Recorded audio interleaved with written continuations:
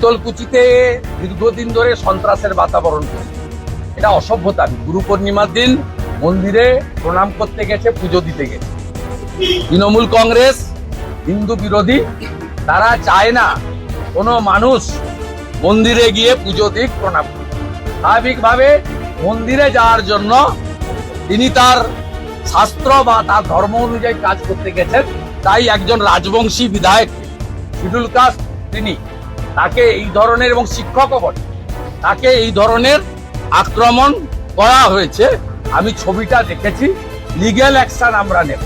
যেভাবে সুকান্ত মজুমদার মহাশয়, তাকে 1 মাসে 3 বার বেআইনি আটকের জন্য হাইকোর্টে গেছে।